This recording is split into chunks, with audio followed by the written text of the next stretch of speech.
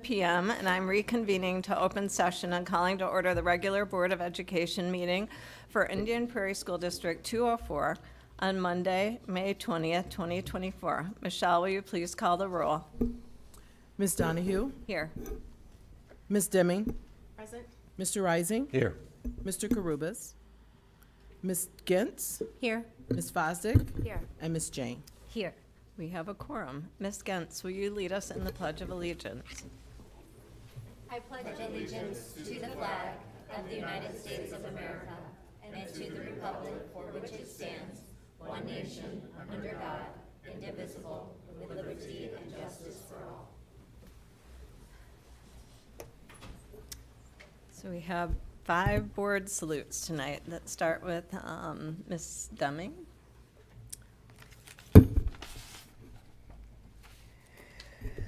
The board salutes Prairie Elementary 5th grade student Advic Dand, who placed 10th nationally in the Securities Industry and Financial Markets Association Foundation's Fall 2023 National Invest Right competition. Advic developed a diversified investment portfolio aimed at securing long-term financial success, and he is in elementary school. Congratulations, Advic. Sounds deep, yeah. My goodness. Ms. Gentz. Waubonsie Valley Senior named U.S. Presidential Scholar. The board salutes Waubonsie Valley Senior Cy Pedinti, who was recently named a U.S. Presidential Scholar. Cy is one of only 161 students chosen from across the country to receive this prestigious honor. U.S. Presidential Scholars are selected based on outstanding academic performance. Congratulations, Cy, on this stellar achievement. Mr. Rising.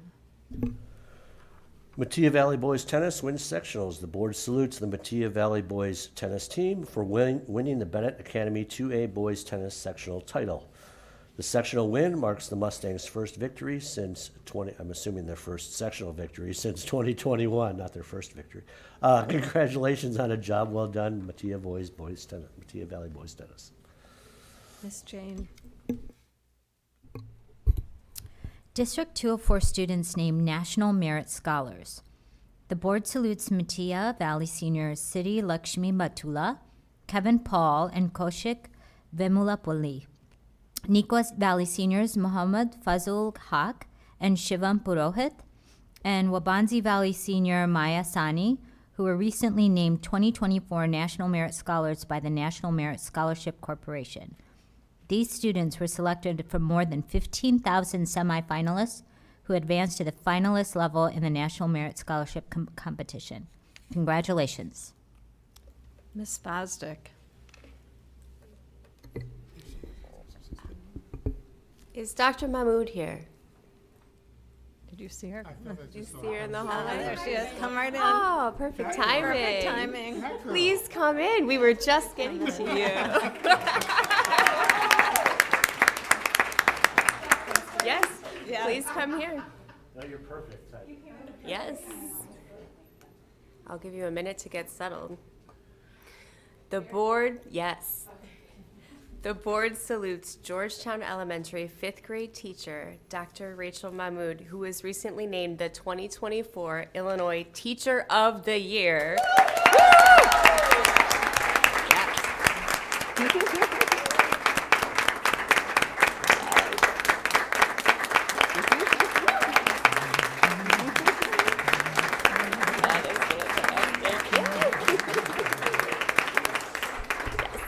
Named Teacher of the Year by the Illinois State Board of Education, Dr. Mahmood is the first teacher in Indian Prairie School District to receive this honor. Congratulations. We know we had you here earlier, but it was before you won the absolute best award in the state. And so we wanted to personally congratulate you as a board. And if you want to say a few words, you can. I know you've. Yeah. The last time I was here, I shared that as a student, I didn't feel a sense of belonging in school. My teachers didn't look like me. My curriculum didn't celebrate my identity. My schools didn't represent my culture, and I learned an unintended lesson that I didn't belong in school. And I don't even know how I ended back up in a profession of teaching, but it was really through my dedicated colleagues here at Indian Prairie School District that created real relationships with me and affirmed my work and my drive to create belonging, spaces of belonging for students, who helped me realize that all the parts of my culture that I was embarrassed about and all the parts of my identity that I didn't embrace and everything that I felt was wrong with me was in fact right for me as a teacher. And I think we just need to create education spaces in education where everyone who dreams of being a teacher can see themselves as a teacher, chooses to enter the profession, and chooses to stay in the profession because they feel a sense of belonging. And I can honestly say that I found that here at Indian Prairie, especially at Georgetown Elementary School, where the community has just wrapped me up in so much love that I love coming to work every day. And I shared in the big video release that when you love coming to work every day, it's like you're not even working at all. You know, you just get up and you're excited to see what the day brings. And I'm excited to share that message across the state of Illinois. That's my platform. It's that our identities, the diverse identities we bring to the field of education, are absolutely needed. And they enrich the experience for our students and for all educators.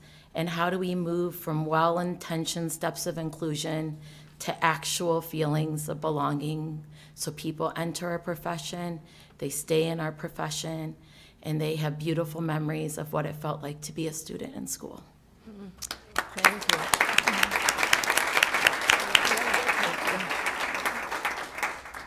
Just to put that in perspective, Dr. Mahmood being the Illinois Teacher of the Year, that's out of 130,000 teachers in Illinois. So that's a big deal.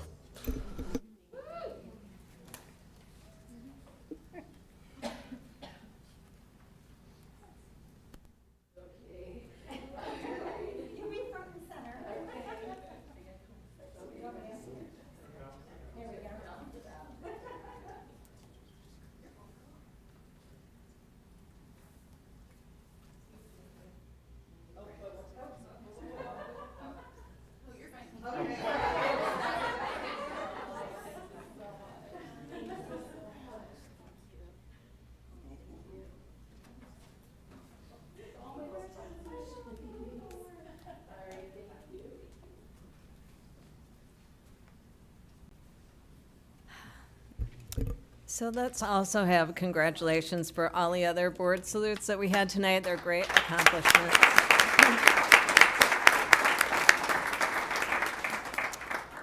Next up, we have our student representative report from Kaylin McGee from Neuqua Valley High School.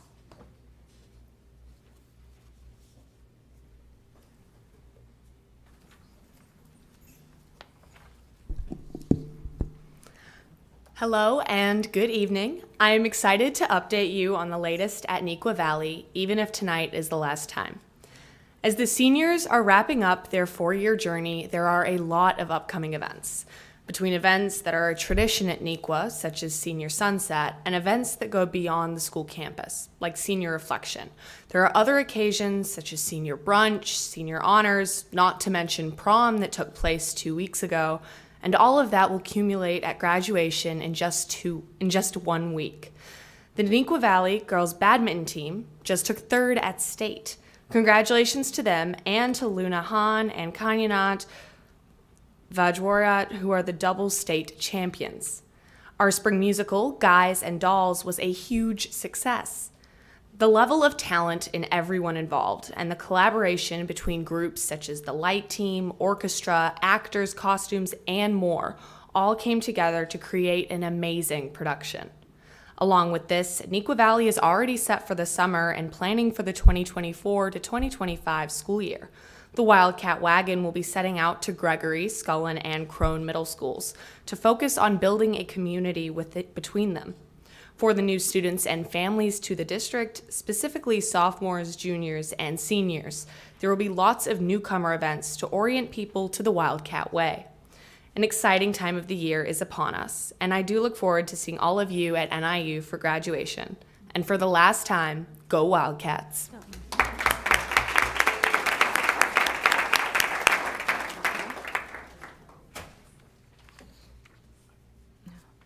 Okay. So now we have our Outstanding Service Awards and Student Board Representatives.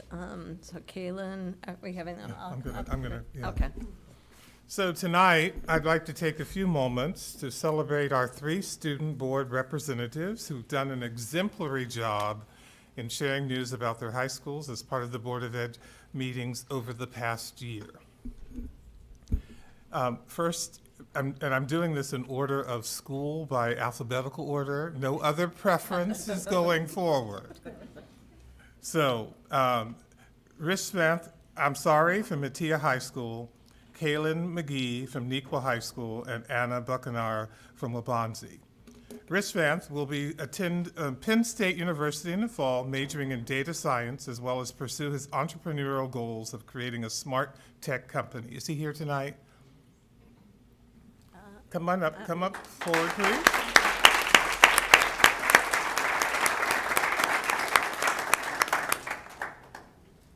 Kaylin McGee plans to attend George Washington University, a school near and dear to my heart, where she plans to double major in international business and international affairs with a focus on international politics, minors in Spanish and Chinese. So Kaylin, would you come forward, please?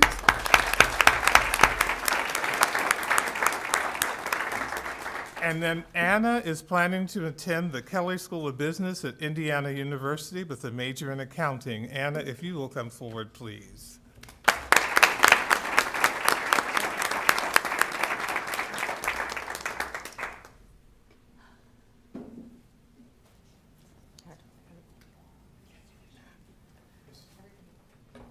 We have a plaque for you, as well as a gift card for Amazon to help pay for some of your college expenses that you may have.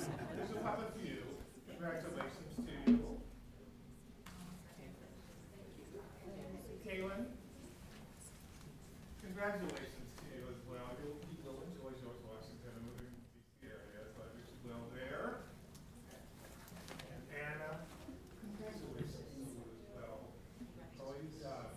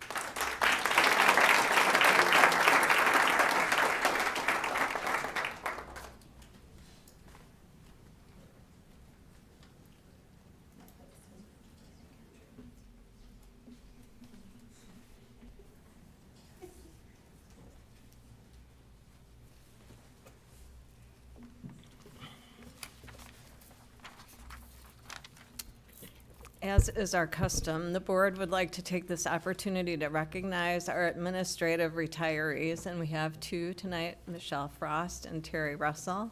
We'll start with Michelle Frost. Did you? Okay. Okay.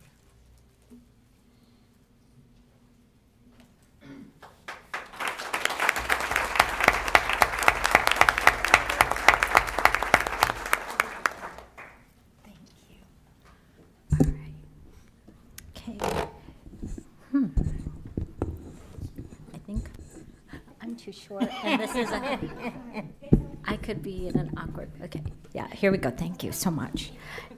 Indian Prairie School District 204 Proclamation. Whereas Michelle Frost has devoted the past 15 years of her career working with students in Indian Prairie School District 204, serving as principal of Patterson Elementary. And whereas Ms. Frost started her 35-year career in education as a dean of students at Naperville Central High School and as the first principal of the Wheatlands Elementary School in Community Unit District 308 before joining Indian Prairie School District 204. And whereas Ms. Frost was named the Illinois Association for Health, Physical Education, Recreation, and Dance Administrator of the Year in 2021. And whereas Ms. Frost is loved by students, staff, and families in the Patterson Elementary community, where all felt valued in a supportive learning environment, and she will be missed by many. And whereas Ms. Frost is recognized by her colleagues as a gracious, collaborative, and effective leader who is highly prepared with ideas that consistently support the best interests of our students. Now, therefore, be it proclaimed that the Indian Prairie School District 204 Board of Education, Administration, and Community honor Ms. Michelle Frost's dedication and devotion to the students, teachers, and parents of our community. We are grateful for all that she has done for our students, and we wish her the best as she moves into the next chapter of her life's journey. Thank you. That's wonderful. Congratulations. That's amazing. Please go ahead. Do you want me to hold this for you? Sure. Yeah. I want to thank all of you for an amazing career. I can't believe it started 35 years ago. It's been a long time, but it's been amazing every day. And you know, as Rachel Mahmood said, I feel blessed to have a job that I love every day. But coming to 204 felt like my home, and that's why I stayed here until retirement. We are just simpatico. I love the district's initiative and innovation and dedication to students. There's so much heart in this district. And I know that even though my time has come to an end here in 204, I know that the district's going to keep on striving for excellence, finding new ways to reach students better, and making a difference out there. I want to thank all of you for the opportunity and give a shout out to Patterson Elementary, the happiest school on earth. I've been very happy there. And a quick thank you to my family. My husband Jim is here tonight. And those of you that work in education know how many hours it takes. And even when you're not in the building, you're still thinking about it at home. So I want to thank my family for the support all these years so I could have this amazing career.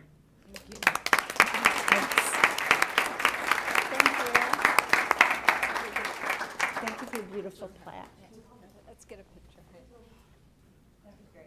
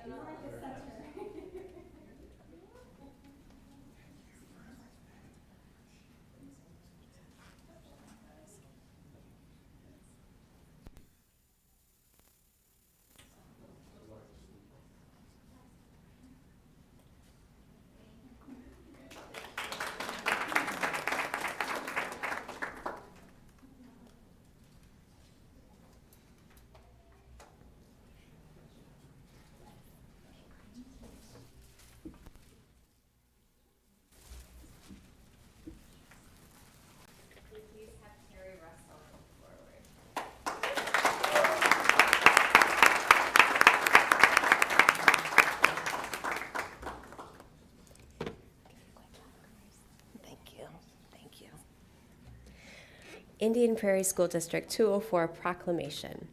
Whereas Terry Russell has dedicated 36 years of her career to serving students in Indian Prairie School District 204 as a fourth grade teacher, student service coordinator at Georgetown Elementary, assistant principal at Welch Elementary, and principal at Wheatland, Peterson, and Brooks Elementary Schools, in addition to a year as principal of Weber Elementary School in Iowa City.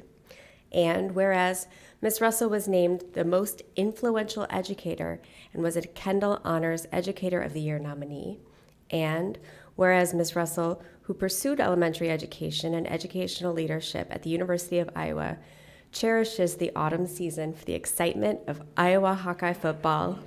And whereas Ms. Russell has been a favorite of students, staff, administrators, and parents due to her warmth, enthusiasm, dedication, joyful spirit, and infectious smile. And whereas Ms. Russell has modeled hard work, continuous learning, and dedication to each and every student, and has inspired all students to achieve their greatest potential. Now, therefore, be it proclaimed that the Indian Prairie School District 204 Board of Education, Administration, and Community honor Ms. Terry Russell for her devotion to the students, teachers, and parents of our district.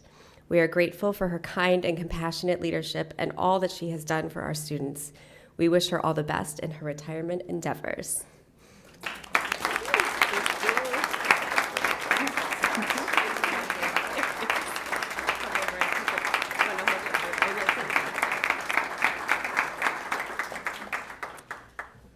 Brad Hellman asked me if I was prepared to speak tonight, and I thought he was joking. I am not prepared to speak, so this will be brief.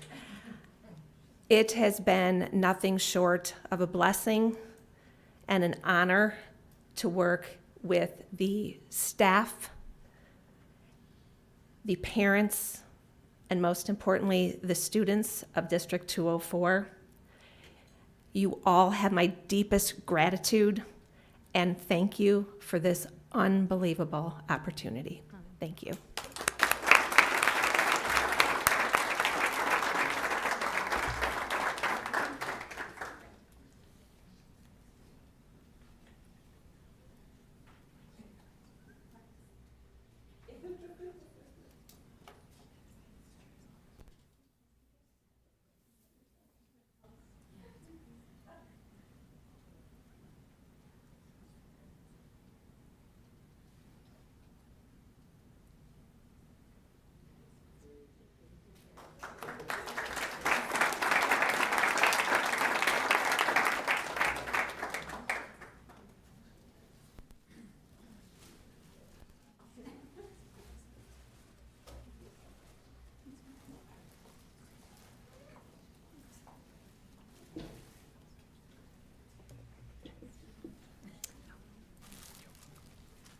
Now we will have Dr. Nicole Howard present our appreciation to the Student Advisory Board.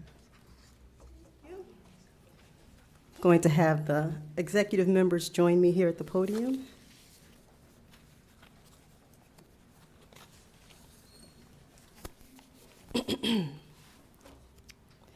Dear Board of Education, Superintendent Talley, it has been an honor to work with the Student Advisory Board over the past 3 years, and it's my pleasure to introduce to you the new members who are going to join us for year 4. So when I call your name, please stand and remain standing. Zamira Brandon. Get out my other sheet here. Daphne Ortoklar. Sparsh Gautam. Heba Heck. Youssef Islam. Sonia Khan. Veda Kodithala. Tia Prakash. Samir Prizada.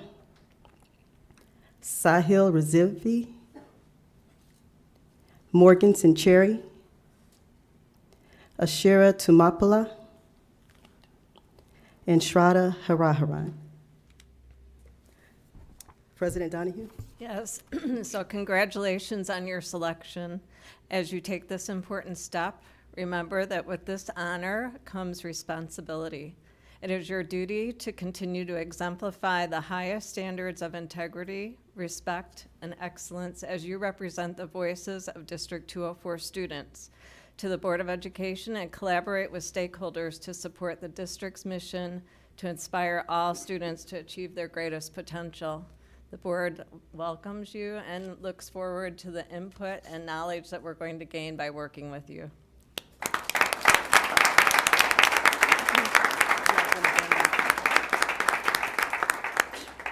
want to stand with them so I can take a picture? That'd be great. You and President Donahue want to join the students? We can take a group picture. Oh, yeah. Is that fine?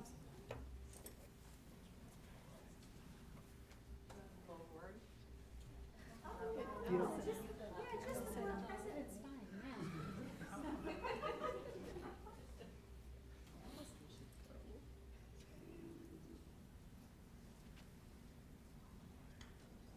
Awesome, thank you. Congratulations. You may be seated.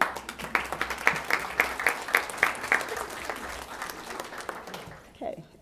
Next, we want to recognize the returning members. They served this year and they're going to serve a second term or a second year. These students received their service award at our earlier celebration, but I do want them to stand and be recognized.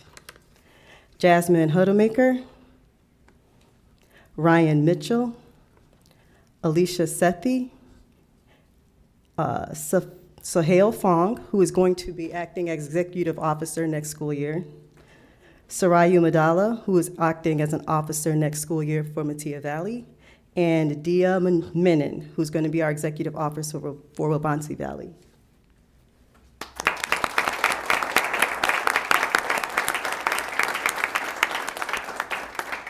Now let's move you guys together for a picture. Stand back.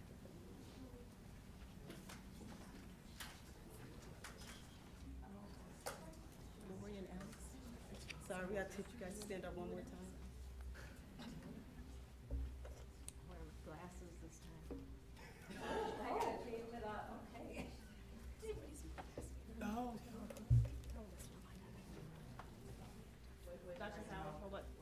I'm waiting.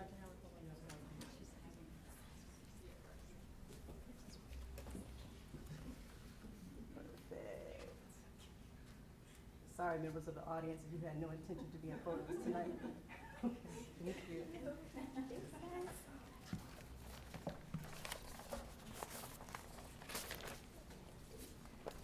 Okay. And I am actually going to let the executive officers present the awards to their senior peers.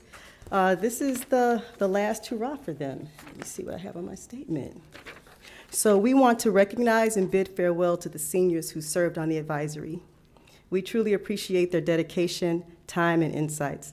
It's not easy balancing the demands of senior year with the time commitment of being an SAB member. So we want to thank them for all that they have contributed. Want to go first? Present Wabansi. So first award will be going to River Daniel.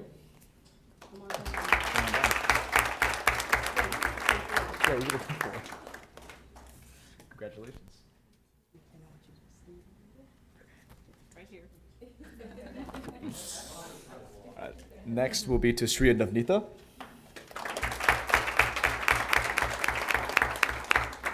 Congrats.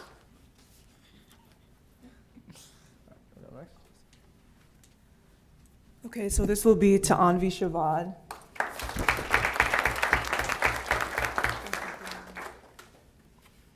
And then this will be to Ali Sai.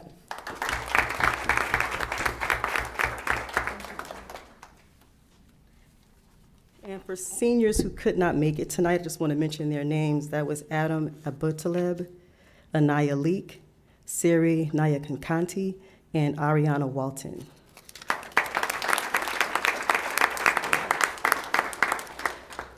Next, I'd like to give special recognition to the executive members.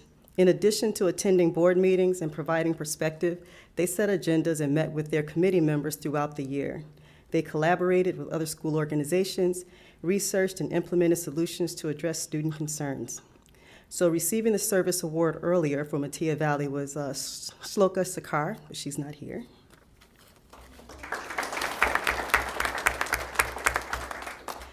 Receiving the Outstanding Service Award for tackling major time-intensive projects like recycling and decreasing vape usage that included multiple stakeholders and providing a consistent presence and voice at board meetings, Mr. Eric Prakash.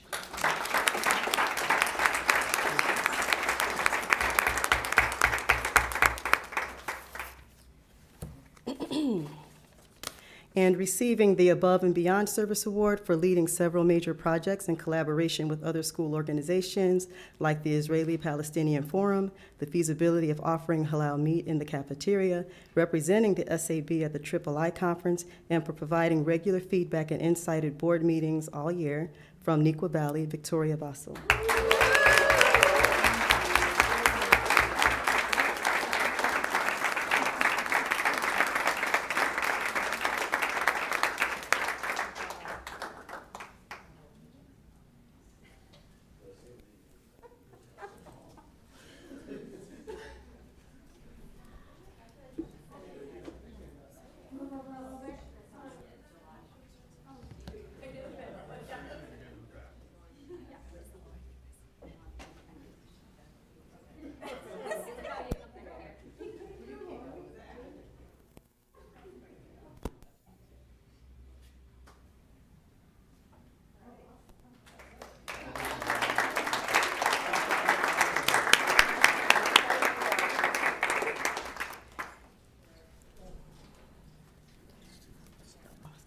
And now the executive members will make their final presentation.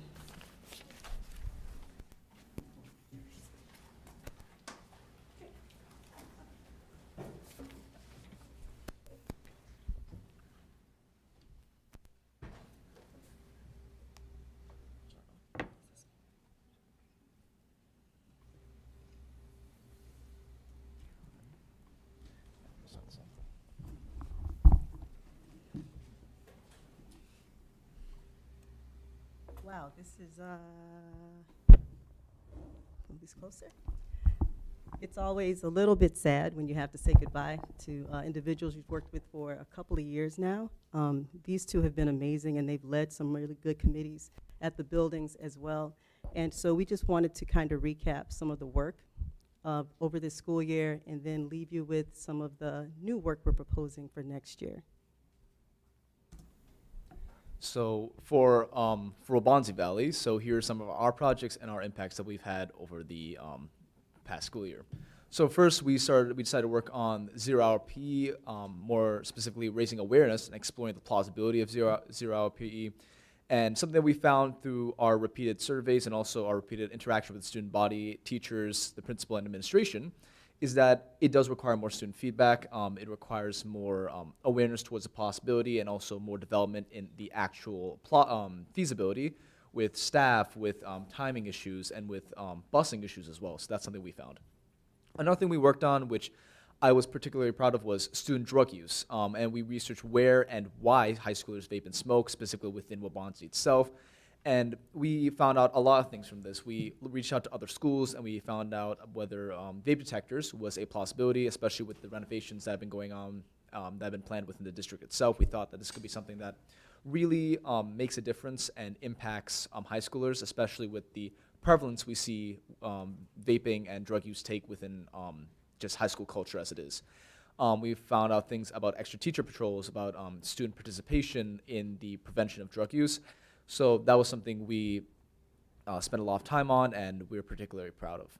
And finally, we made a lot of student staff connections. We did a lot of dean outreach, a lot of administration outreach to get their opinions on how exactly we can improve not just Waubonsie, but the district overall, what things they found we need to do, and what things they found could be improved upon as well. We did a lot of student-teacher interactions as well. For example, we found that through our repeated interactions that teachers have taken more of a amicable standpoint towards listening to students, and a lot of teachers have started implementing student-teacher surveys in their own classrooms and in their own courses to see how they can improve and what teachers and students really want from each other. So that was what Waubonsie has been up to in some of the projects we're proud of. And then we've done a lot at Neuqua also. We started the year with an Israeli-Palestinian roundtable talk that our member Alicia Sethi proposed. And we saw a lot of success with this talk as students were able to discuss a topic that has received a lot of controversy within our school and district community, and also represent a group that often isn't widely represented within our school community.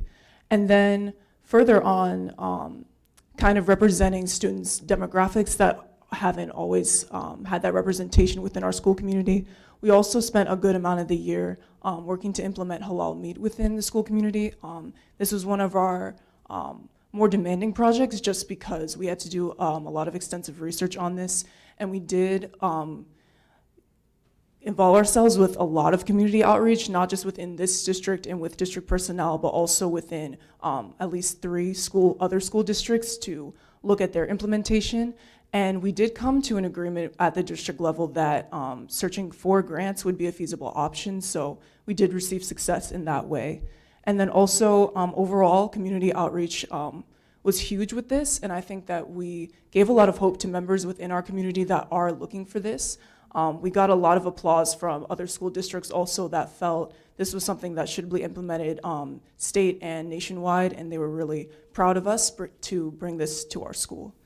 And then student outreach was also something that, like Eric talked about, something that we greatly focused on also. We did this one with a school-wide survey. We got over 1,000 responses, which was great, and we got very significant data from those proposals that allowed us to formulate NVPSA, which is a proposal that our member Sohail proposed. And it's basically an outreach from the Student Advisory Board to the district community.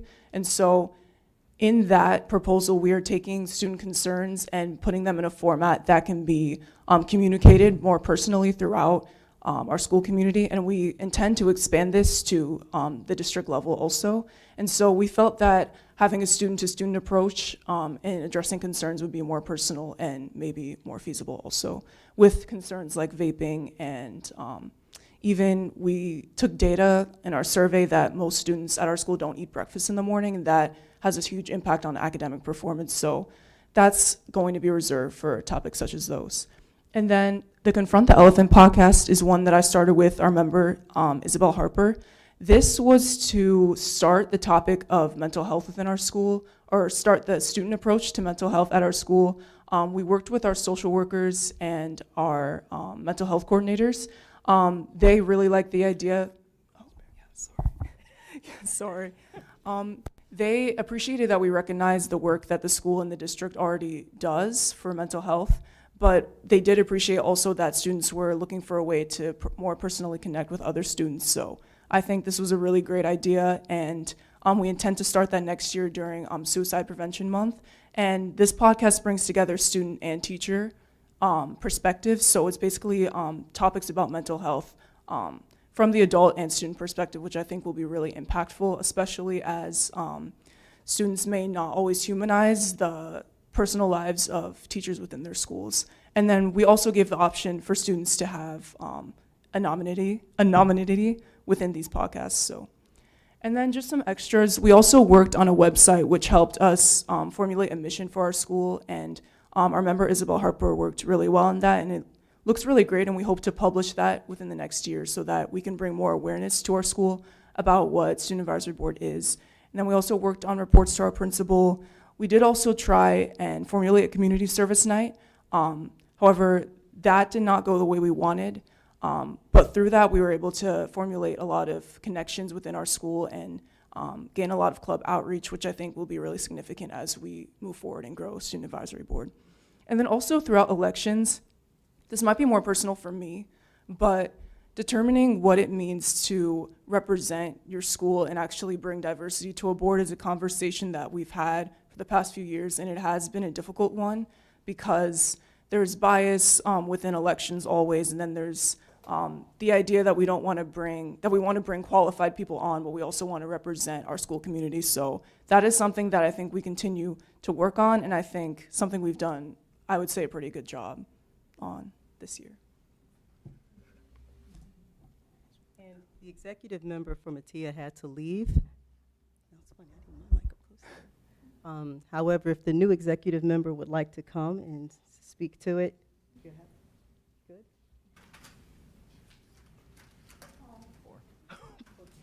So while she comes up, and we're putting her on the spot here.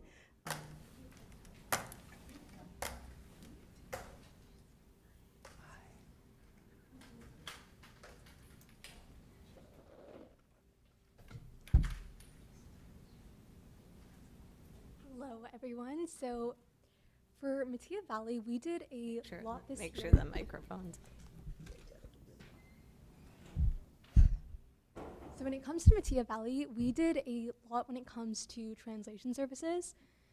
So I know when it comes to translation services, we found that a lot of people and a lot of families within Mattia aren't necessarily getting the communications that they deserve or that they need to hear from their students and from the schools because they weren't able to understand these emails and there weren't that many translation services available on these emails, which is why we decided to do a lot of research on how we can get these emails, how we can get the website to be able to go to any language. And Shloka and I were able to do a lot on that, and we reached out to many different organizations that help with this kind of stuff. And I personally looked at many different organizations that have done this before in different school districts, and we found a lot of success when it came to that. So that's something that we hope to implement by next year because it's already very underway. Then when it comes to student needs at Mattia, we got a lot of success in finding new surveys. Around 2 years ago, we sent out a bunch of surveys to the student body, and we got a lot of great information from that. And something else that I want to note, right when we were doing the interview process for Student Advisory Board, in all the applications, you hear the same thing. You hear vaping, you hear halal meat in the cafeteria, you hear things about the equity between sports fundings and different activities. So understanding what we can do to improve the school was very vital when it comes to what we've done this year, as well as just building connections between our students and our communications. So for example, I know the year before we did a lot of initiatives on recycling and such, so telling the Mattia student body that Student Advisory Board exists and you can come to us with any problems is something that we really worked on developing this year, so that was always a plus.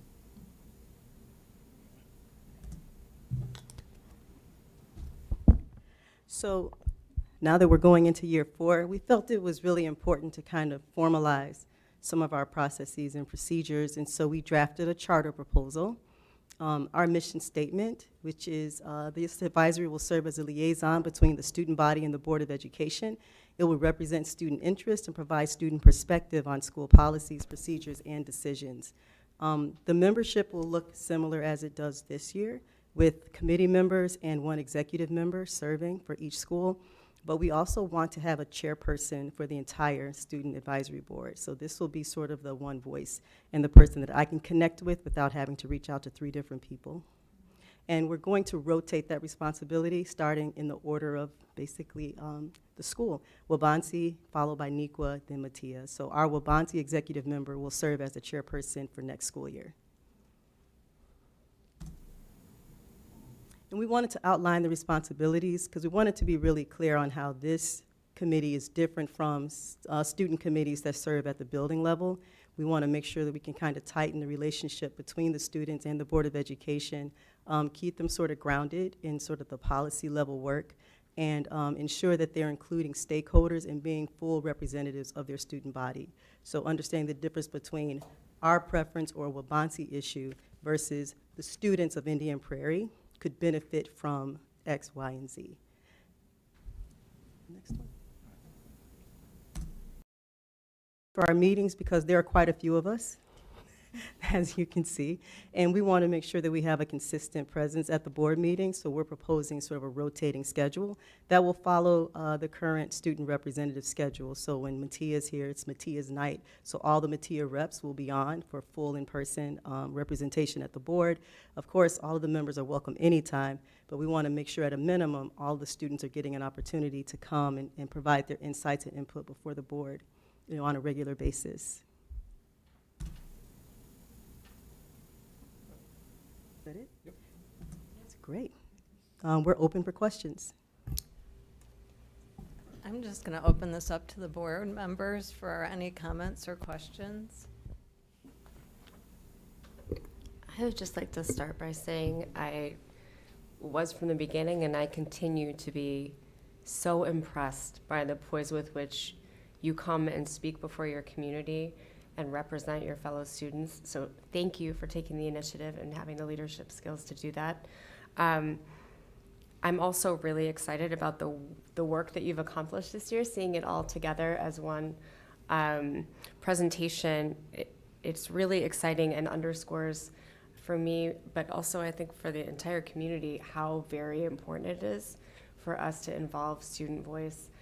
So thank you for helping to be that conduit for us to better hear what you have to say. And finally, this charter proposal looks amazing, and I know it has taken some work to nail down those specifics of how exactly the SAB will look going forward, but having a room full of students excited about moving forward with this couldn't make me any happier. So thank you very much for your time and commitment. Thank you, Dr. Howard, for working with the students so closely on this.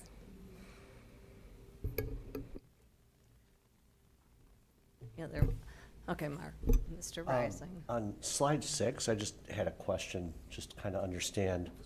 Yeah, it was actually the next one, the charter proposal. There you go, that one. So the second bullet point, that talks about student members will seek and share feedback from students related to proposals being considered by the Board of Education. Obviously, I know that can't happen necessarily in real time because we only get the information, 5-6 days before. You guys get it probably even less on many of the things.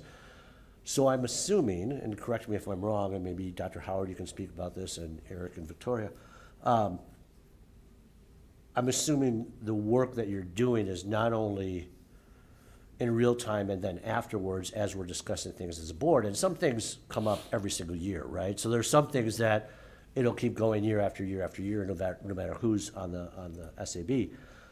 But is a lot of the work in the reflections that you showed, or feedback that you're getting from students, or surveys, or the initiatives that you're talking about? So is it kind of all those things combined that's going on in your at the executive board level, and then the SA and all the SAB members? I'm just trying to understand so the community can understand. So yes, a major part of the issue with trying to real-time communicate, like you said, is information does come in at a slightly delayed pace. So what we want to do, especially with the proposals that may be presented for the Board of Education, and also past proposals and future proposals, we don't want to make sure that if anything we feel that could, that the student body would be especially divided against, or especially united against, or for, in whichever manner, we wanted to actually get that interaction with the students to make sure that we understand what they're feeling, because while we are students, we are also individuals, and we also have our own personal biases. So by interacting with the students directly, the entire student body of each of our schools, we can get a more comprehensive and more fair and unbiased perspective on those future proposals. So basically, to answer your question, yes, we would be going through the all that together. Okay.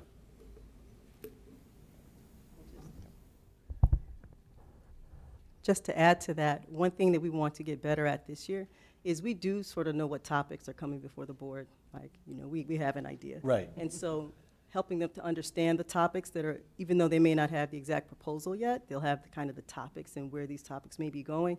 Then they'll have the opportunity to do some background work, within their own student bodies, and come bring that feedback back to us. So they have, the appropriate questions and feedback prepared for the board meeting night. Perfect. Yeah, and I also think that was part of our reason for the formulation of MVPSA. After our full board meeting that we had in November, where you brought issues to us that you were concerned about, such as chronic absenteeism and vaping, those were concerns we felt that maybe we could communicate as concerns to our school community ourselves, to further educate students on those, so that they are prepared to make educated comments when that time comes around.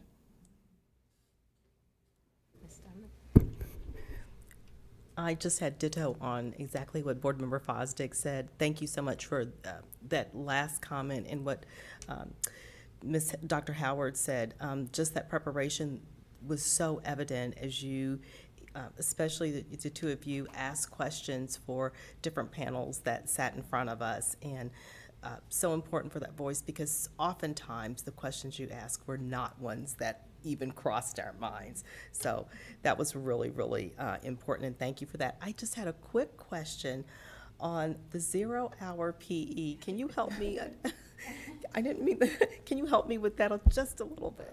Yeah. So this was something that was a idea was proposed to me by my member over there, Ryan Mitchell. It was something that he was very passionate about, that he wanted to know about. He wanted to see how this could be implemented on the not just school level, but district level as well.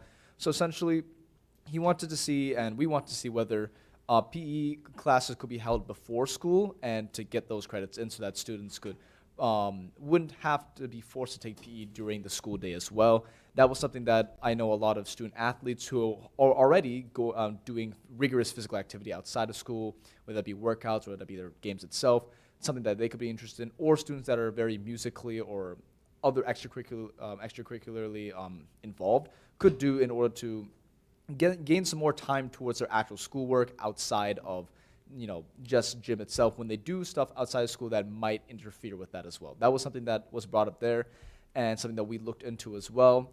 And that's basically where the interest behind it came from, and that's where we've gone from there. Thank you so much. No problem. So I want to say thank you for all the work that you've done this past couple years on this board. I mean, it was an idea, 3 years ago, and we've done a lot of work refining it.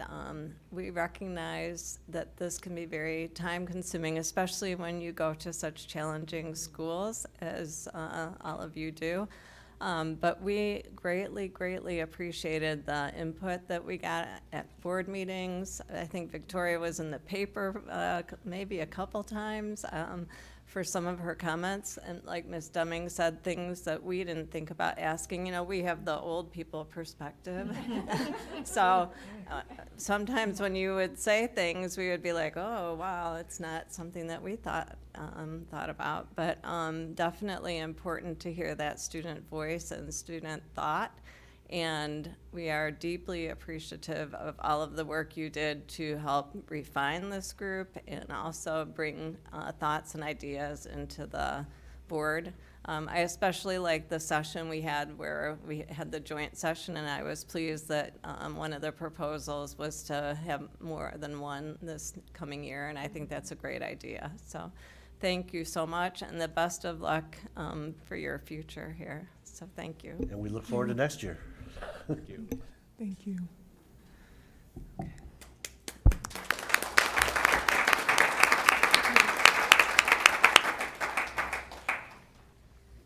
All right, next up we have our consent agenda and superintendent report, because we have no public speakers tonight.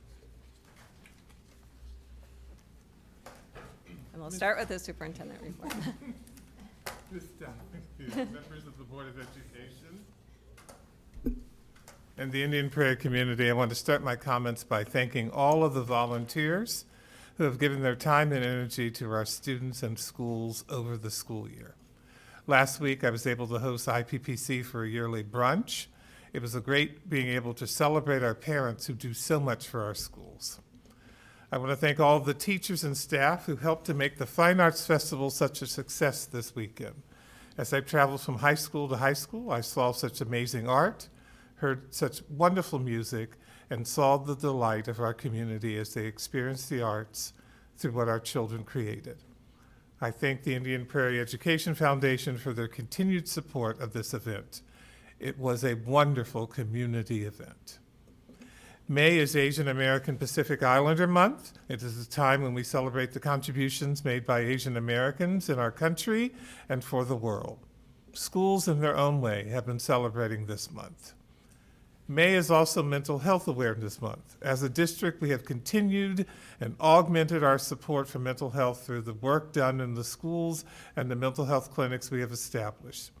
Through our clinics, we have served more than 250 families who have received more than 2,000 therapy sessions.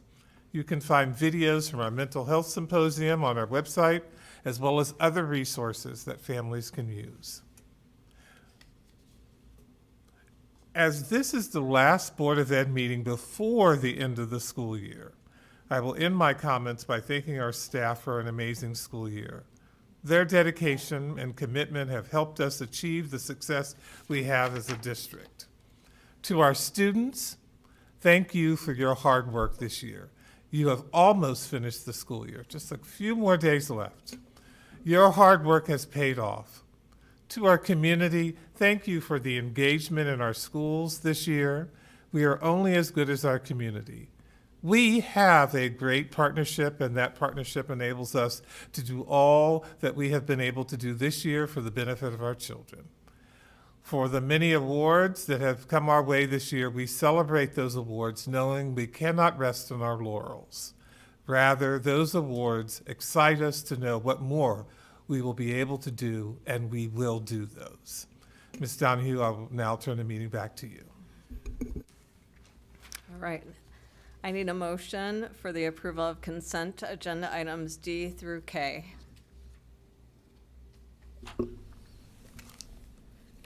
I move that the Board of Education approve consent agenda items D through K as presented. Second. Any discussion? Okay, Michelle, will you please call the roll? Mr. Rising, Yes. Ms. Gintz, Yes. Mr. Carubus, Yes. Ms. Fosdick, Yes. Ms. Deming, Aye. Ms. Donahue, Yes. and Ms. Jane. Yes. The motion passes. Next, we move to our action items. We have an approval for Board of Education 2024 Joint Conference Expense and Pre-Approval. I need a motion and a second. I move that the Board of Education approve the Board of Education 2024 IASB, IASA, IASBO Annual Joint Conference Expense Pre-Approval as presented. Second. Any discussion?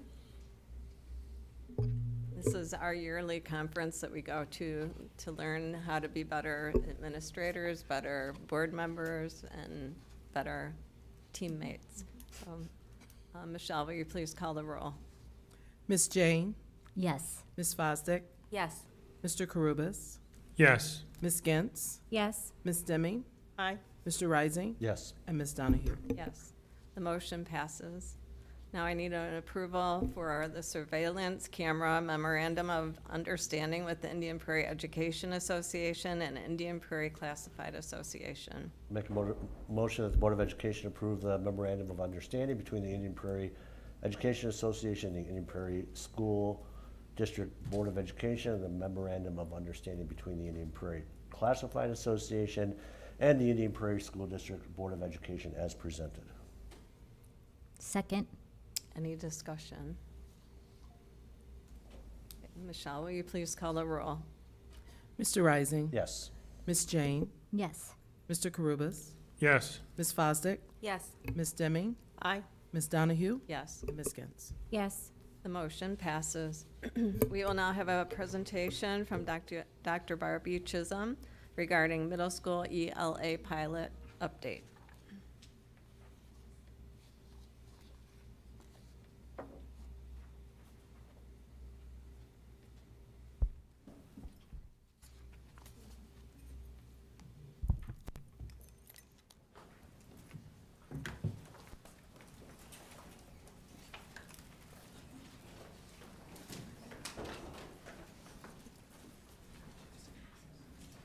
Hello. This evening I am here to present to the board an update on the progress that our middle school curriculum committees have been making and on our ELA curriculum pilot.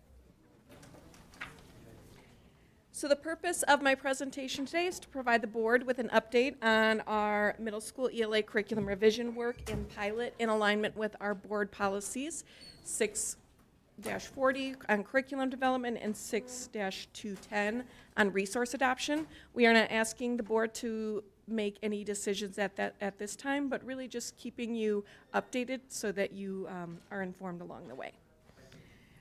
This is also in alignment with strategic plan, priority 1, objective 2, ensuring that our students have are provided with high quality curriculum and instruction to meet or exceed standards. We do have additional alignment, which I'll talk about a little bit along the way, to Priority 1, Objective 1, which is creating equitable experiences for our students, and also Priority 2, Objective 1, and that's the professional development to build the capacity of all of our educators along the way.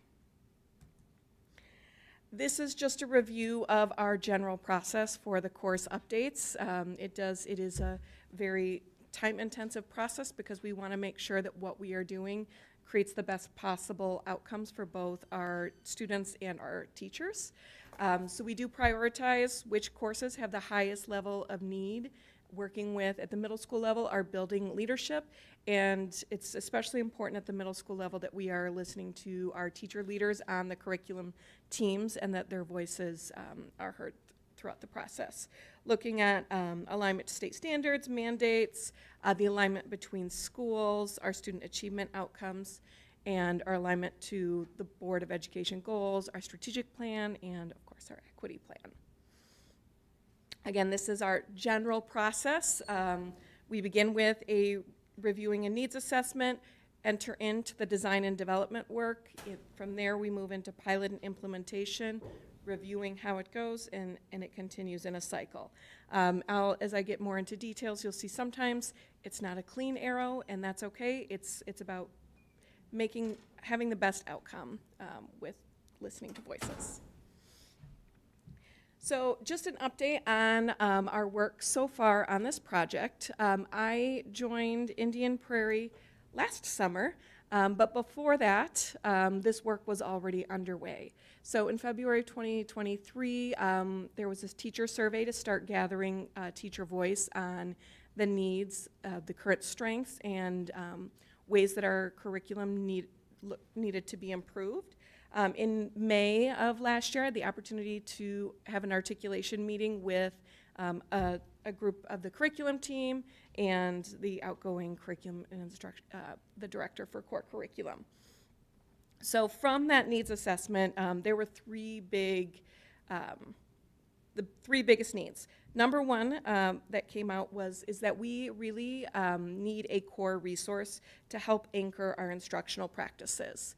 That is something that we do not currently have with our ELA curriculum, and it is difficult to have that consistency across our very different school buildings without having a core resource.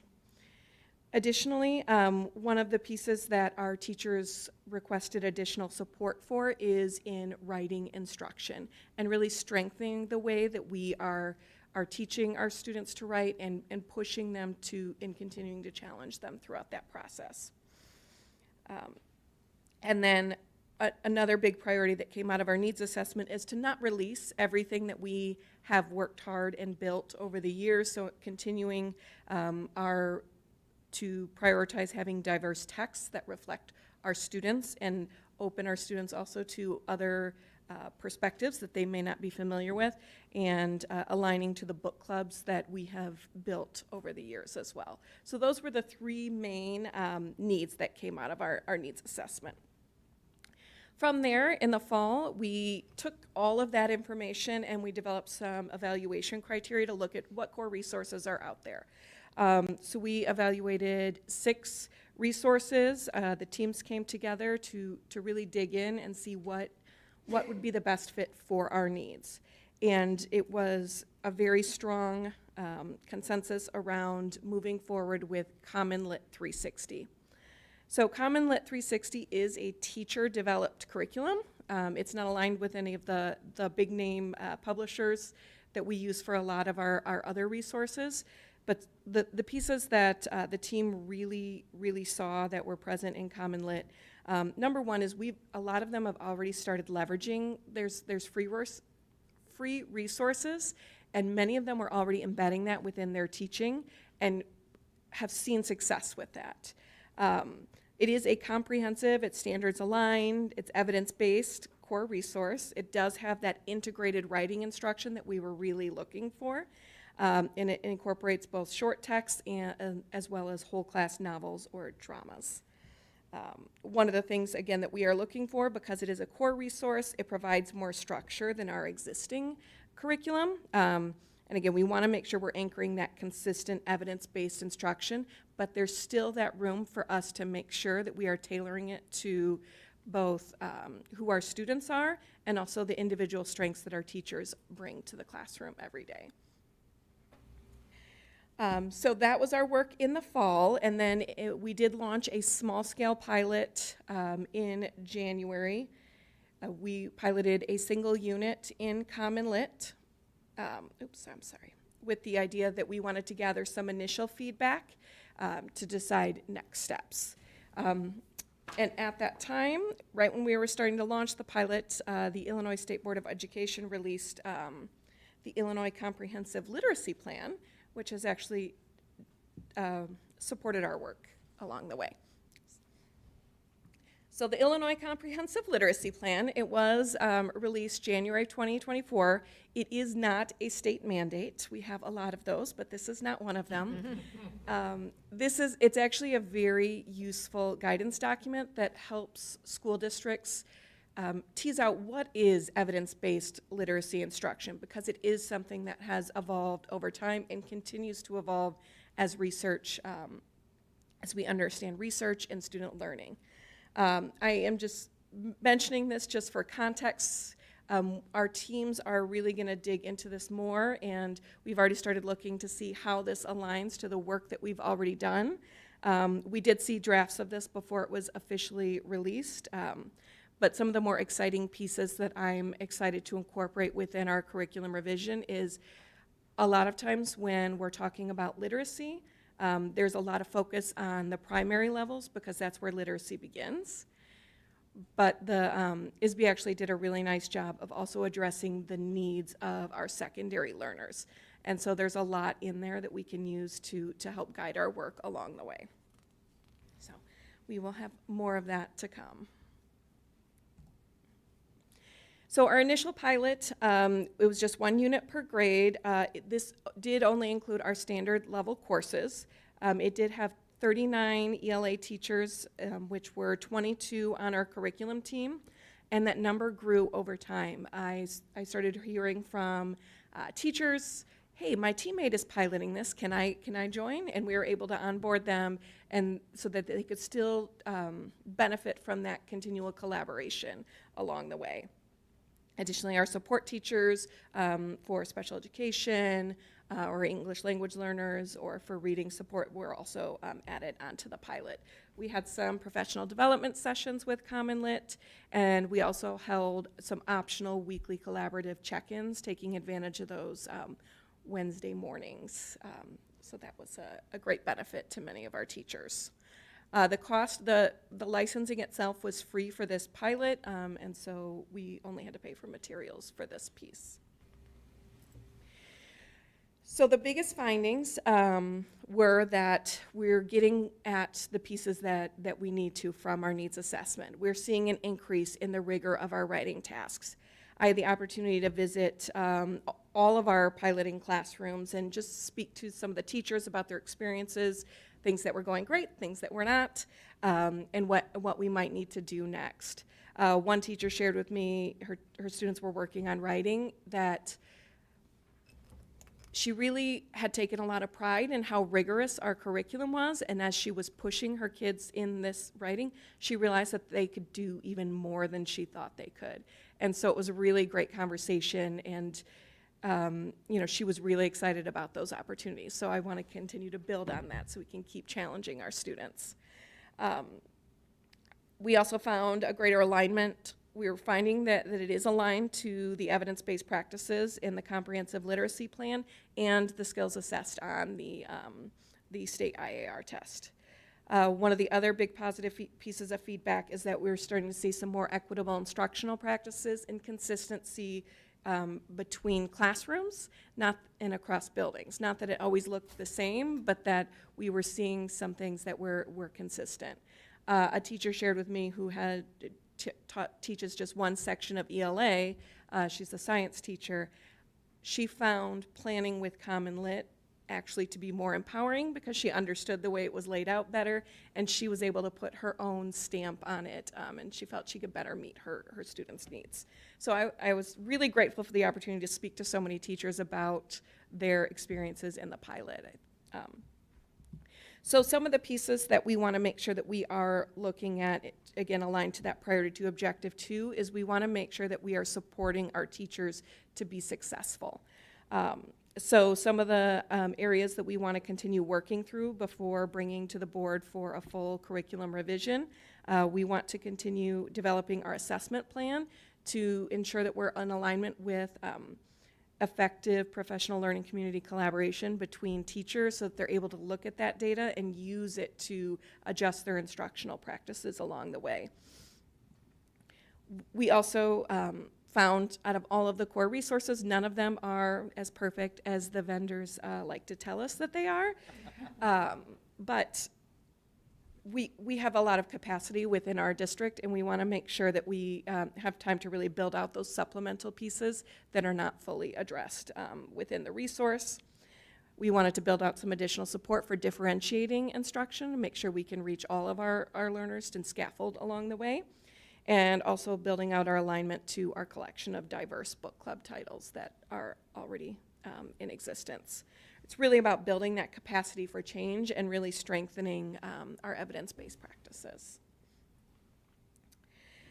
So just a little bit about our expanded pilot that will be in the fall of the next school year. We will be expanding to 3 units in semester 1. This does include a whole class novel for each grade level. So at 6th grade, we will be piloting The Giver by Lois Lowry, which is actually currently a 7th grade title. In 7th grade, we will pilot Brown Girl Dreaming, which is a new title. And in 8th grade, we will be piloting 12 Angry Men by Reginald Rose, which was actually included as part of our winter pilot.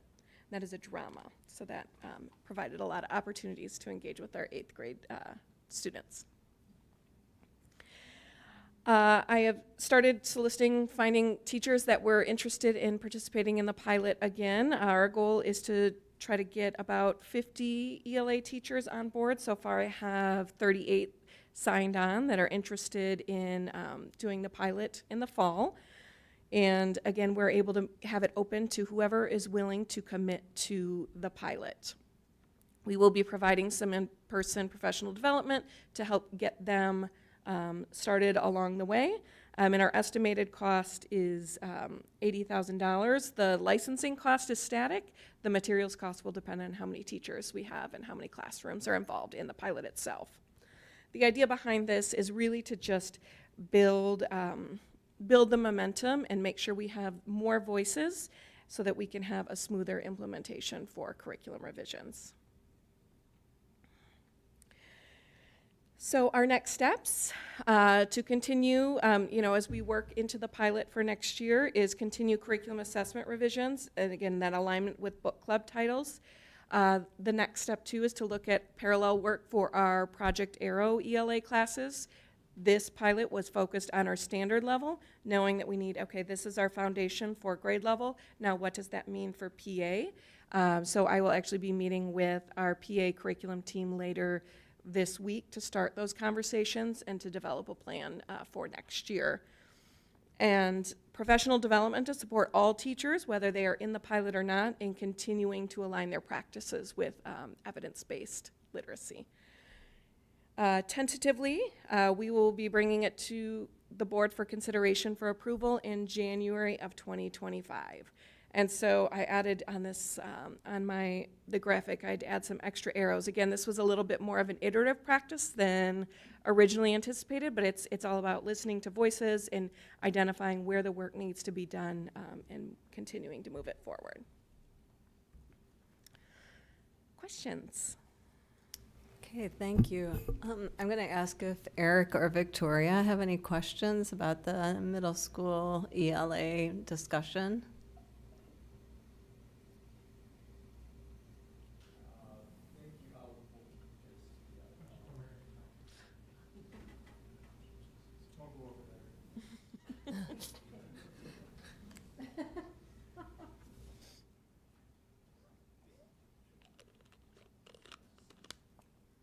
Thank you.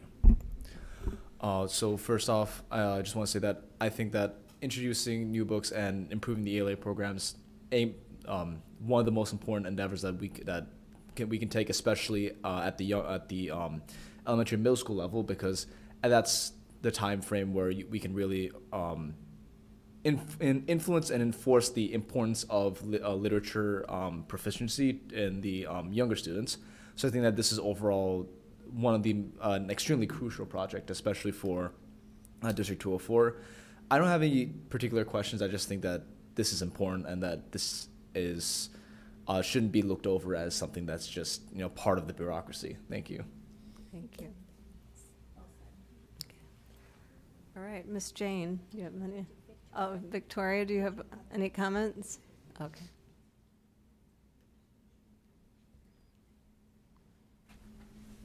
I just had one small question on the way that ELA is scheduled within the district.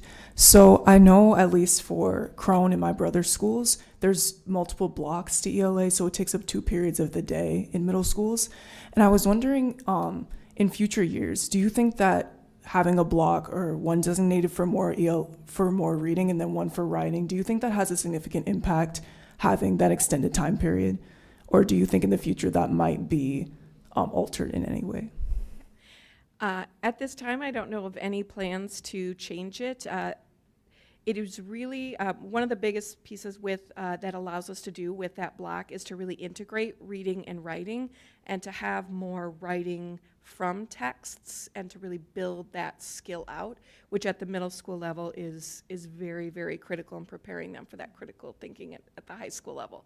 So right now, I don't know of any plans to shift that structure, and we're going to take advantage of it to really make sure that we're developing those skills. Thank you. Thank you. Thank you. Ms. Jane.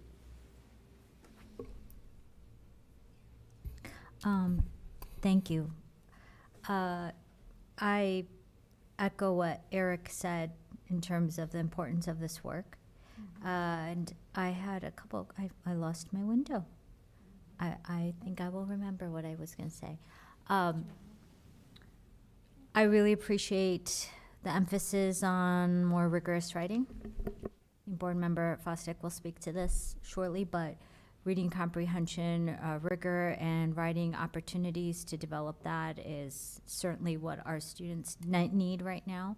A question I had was with regard to the last slide talked about it being of us aligning this curriculum with possible PA work in ELA for middle school.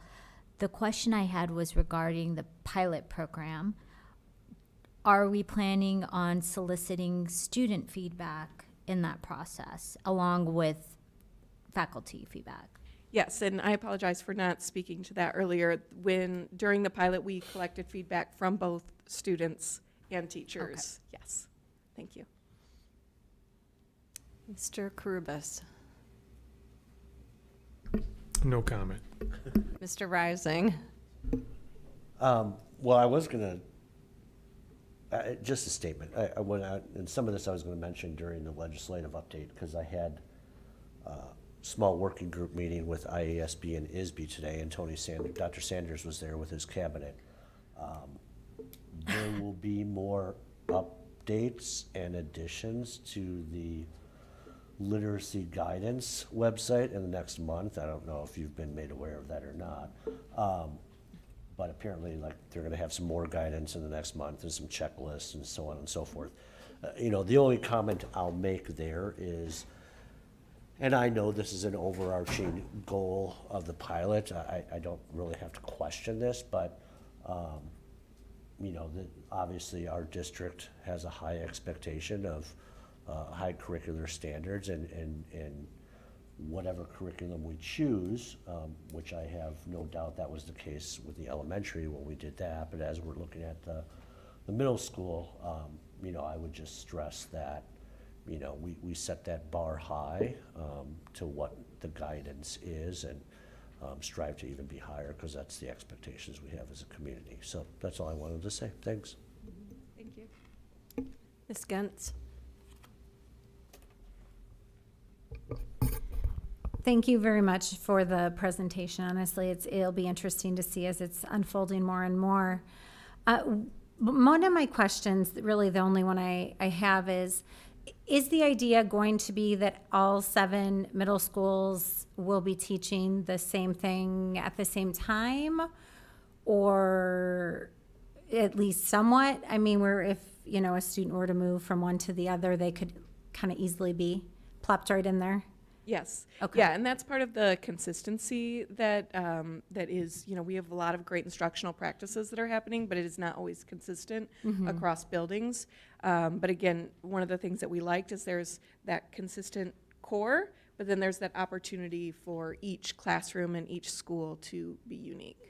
Yeah, exactly, to tweak it to that child's individual needs. I do love the evidence-based instruction. I think that's great to reach out in a way that will get a child able, more so able to keep up and keep their love of learning and be better prepared in high school and college. The book changes, I did just wonder, how were they chosen, those 3? So these are the books that are aligned to Common Lit. So Okay. Common Lit itself actually has built in, it's just 1 novel per grade level. Okay. Or, I'd say novel, but 12 Angry Men is a drama. It's one Yeah. that is built in per grade level, Okay. which again provides us the opportunity to incorporate other novels or texts that we are currently using and book club titles. So that's where these ones came from. Okay, which they're all great. So yeah, I think that's wonderful. I just wondered, how Yeah. they were chosen, but no, I am really excited to see where this keeps going. So thank you for all the work that you're putting in along with everybody else. Thank you. Ms. Deming. Just a quick comment, you touched on it, board member Gates touched on it, you spoke about it just now, but I really like that core resource, the opportunity to see to make sure that we're all somewhat in alignment, but allowing that individualization towards those teachers' strengths as well as the students, the particular students' classroom needs. So I truly appreciate that. And then I just wondered, I'd asked a question about the PA, but you guys answered that earlier. And then, will the teachers that help pilot, will they help in the buildings the following year with the rollout? Or I saw that there is going to be professional development that will occur for the 25-26 school year as well, so that all teachers are brought up to date? Yes, if the schedule goes as anticipated and we are approved, if we bring to the board for approval, the tentative plan would be to leverage the March Institute Day to onboard all of our ELA teachers for the following year. And then would current teachers piloting, would they play a role either in that professional development or in the individual building? Yes, and especially population? our curriculum team members. So our curriculum team members are the ones that we meet with regularly, and they are building out the curriculum guidance documents that we'll be sharing with all teachers. So I'm very eager to have their voice and their expertise in the onboarding of all of their colleagues. Thank you. Look forward to the pilot to hear what teachers have to say, but most importantly, what students have to say as well. Thanks. Yes, thank you. Ms. Fosdick. I have to start with saying, of course, board member Jane knows me very, very well. She knew what I was going to comment on before we got there, which is, as a writing instructor, I cannot underscore the importance of time to actually write in the classroom, which kind of goes back to what Victoria mentioned in the block course, and text with which to interact and respond. So the opportunity to have these be consistent across the board, and allow for more intensive writing opportunities and rigor is really going to be doing a service for our students going forward in whatever career path they choose, whatever their future looks like, because writing applies across the board. And being able to identify what you think and then express it in writing is just a skill we can't emphasize enough. So thank you for moving in this direction. I'm excited to see what's coming forth. Thanks. Well, thank you very much for all of your work. It was exciting to hear your comments about the, finding that some students could be challenged more or whatever with, and seeing one of the books was a 7th grade book is now done at the 6th grade level. So well done, and we look forward to having our students be even better at reading and writing than they are today. So thank you. Thank you. All right. Next, we will have a presentation from Ms. Lisa Berry and Ms. Gina Dyna regarding communications update.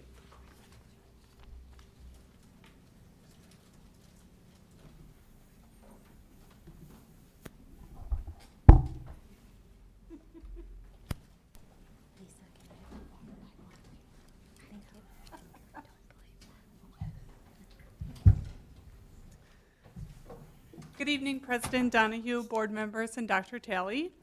Thank you for the opportunity to present our communications update with you tonight.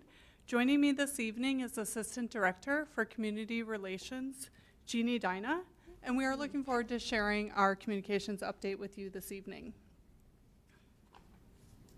Our agenda for tonight includes a sentiment trend analysis.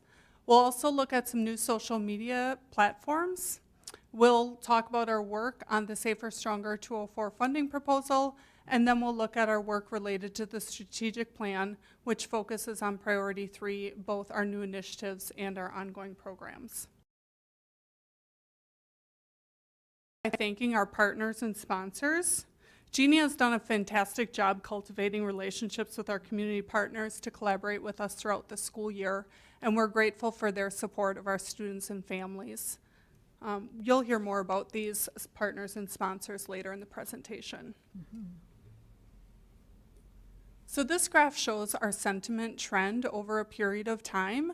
The green line on the graph represents positive sentiment trend for any online mentions about the school district. The red line is negative sentiment, and the dark gray is a neutral feeling towards the district, and then the light gray is either unrated or undetermined. This graph is a snapshot, as I said, from the beginning of April to the beginning of May, and you can see 3 peaks in our positive sentiment trend and mentions about the district. These occurred on April 8th, April 16th, and May 2nd. And if you're aware of any of the events that occurred on those days, these were all events that garnered a lot of news, media, and attention. So on April 8th was the solar eclipse. On April 16th, it was when we had an incident in Naperville, which required us to secure 6 of our school buildings. And then on May 2nd was the Teacher of the Year award. But what's interesting about these 3 peaks in the positive sentiment trend is that the solar eclipse and the Teacher of the Year would both be considered positive events in the district, and the secure buildings wouldn't necessarily be considered a positive event. So what's great to see about this is all 3 of those events garnered positive sentiment from our community, which means that even in a perceived negative event, the community was feeling very positive about how the district handled that event. So that was really nice to see. Moving on to our strategic plan initiatives, we continue our focus on increasing communications formats in the district, and one of the ways we did that was with our SMORE newsletter this year. That was in addition to our newsletter format from the past. We like the SMORE newsletter because it allows us to translate the newsletter in any given language and also provides a more engaging format for the user. We also continue to see positive engagement on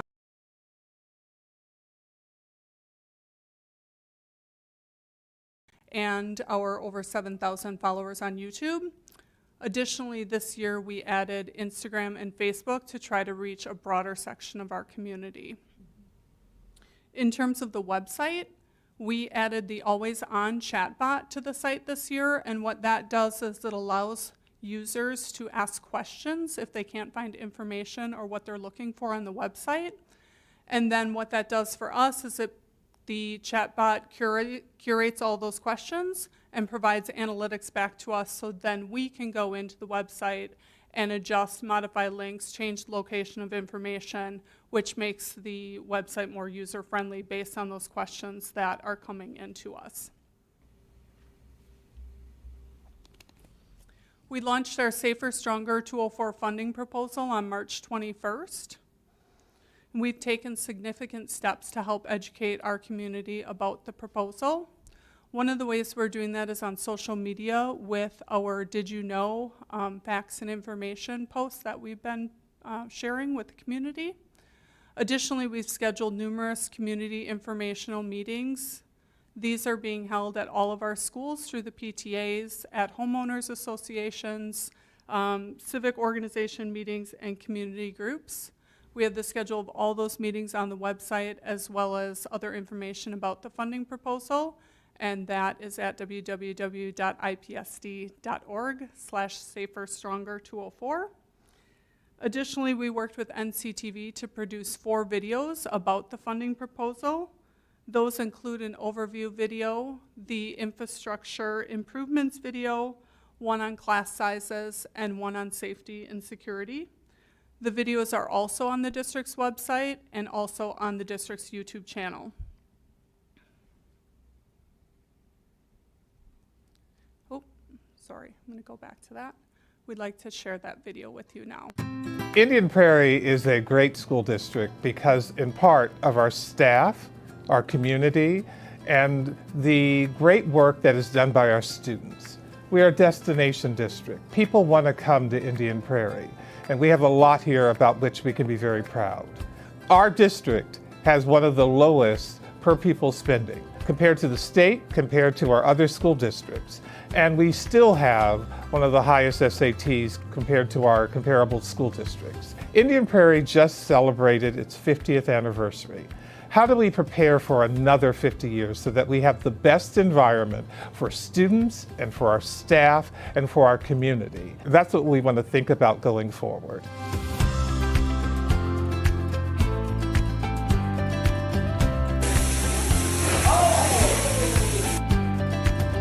The average age of the district's facilities is now over 30 years old. And while this creates some challenges with district infrastructure, it also creates challenges within the classroom and learning environments that our teachers and students are in on a regular basis. I believe we're at a crossroads right now. Several other neighboring schools and other districts that I visit are making upgrades to their facilities, to their infrastructure that our district has not been able to do. It's more of just trying to tread water. Safety and security in District 204 is our #1 priority. We realize that it's a must that we secure our schools if we want to provide an optimal learning experience for our students and for our staff. Secure our vestibules to provide more technology to our schools. We also hope to add additional staff that has a security focus to their position. We are working in a building that specifically here at Waubonsie Valley High School that is needing some real improvements and things put in so that it can keep up with the ever-demanding changes that students need to be successful. This is an example of the infrastructure needs here at Waubonsie. We have pipes that are frozen, so we had to create new shower heads. Our tile is falling apart, and this locker room space is just way too small to meet the needs of our students. In our building and other buildings as old as Waubonsie, our stairwells don't service our students as well as they should. They are too steep and they are servicing other areas of the building at the same time. We're the upper gym of Hill Middle School, where the roof is still an original roof to the building, about 40 years old. This roof leaks, it creates warping and distortions on the gym floor. This elevator only goes to the second floor that only leads to the upper gym. So one of the things that we're looking for is for ADA accommodations to be added to Hill Middle School so that each and every student has access to their education. Here at Owen Elementary, for kids in wheelchairs or even just little kids who have fine motor and motor issues, it's not adapted to their needs. They're coming with adapted seating to sit in throughout the day, and we simply do not have space to store it anywhere else but in the hallway. Things in the bathroom, everything's high, nothing's automatic, so it's really hard, again, for that fine motor control. There's not even a handicap accessible button for them to open the doors. class sizes for Indian Prairie are too large. They're larger than state averages, and we've got to do something about that. I think teachers are all in teaching because we love what we do and because we love kids. The higher expectations that are being put on teachers is challenging, and I think it is exhausting at times, but we do it because we love what we do. But we can't do it as well with that many students. Indian Prairie is a great school system. We should be very proud of what it provides to our community. However, we need to be all in on serving Indian Prairie for the next 50 years. When schools flourish, we all flourish. What I want to ensure is that our schools are always flourishing, because that means our community will flourish. Now is the time to invest in a safer, Stronger. 204.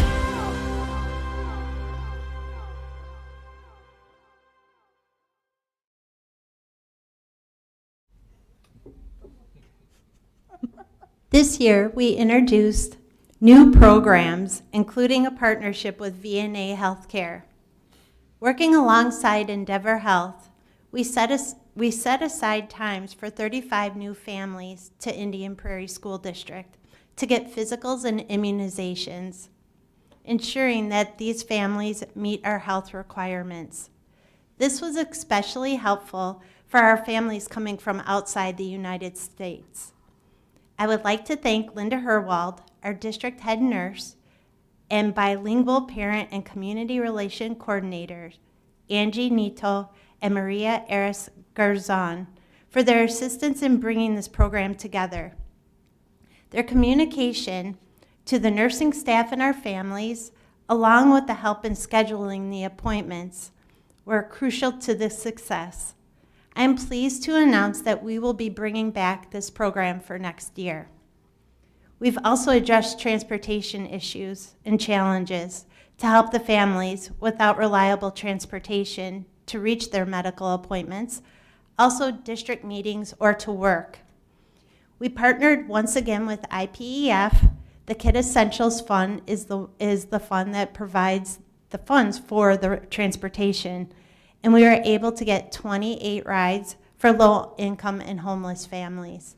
And on the slide, there was a picture, of the flyer. That flyer went out to our school, to the health office, and we also had that flyer in Spanish. So that went out to the families. We continue to partner with the Indian Prairie Parents Council on several projects, including the snack drive, coat and winter accessory drive, Thanksgiving meals, winter wishes, Valley Runway, and the Teacher Appreciation School Supply Program.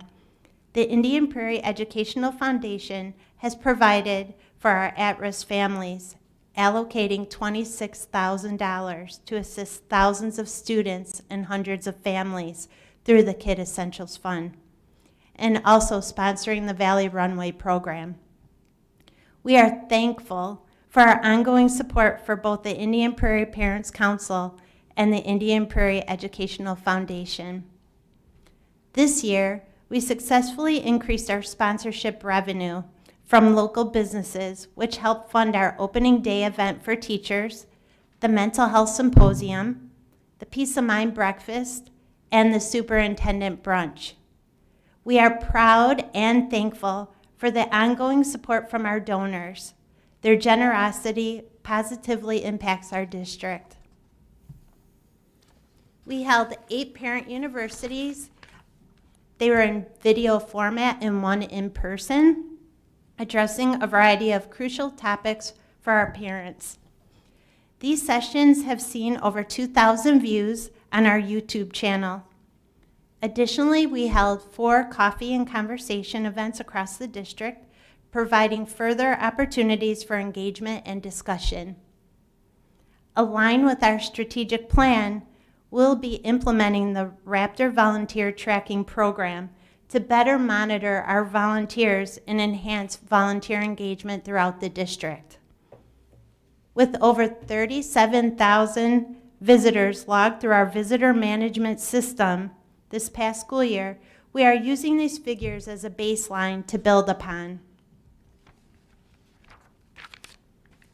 Our mental health symposium was a huge success this year, drawing over 375 attendees, and we collaborated with the West Aurora School District.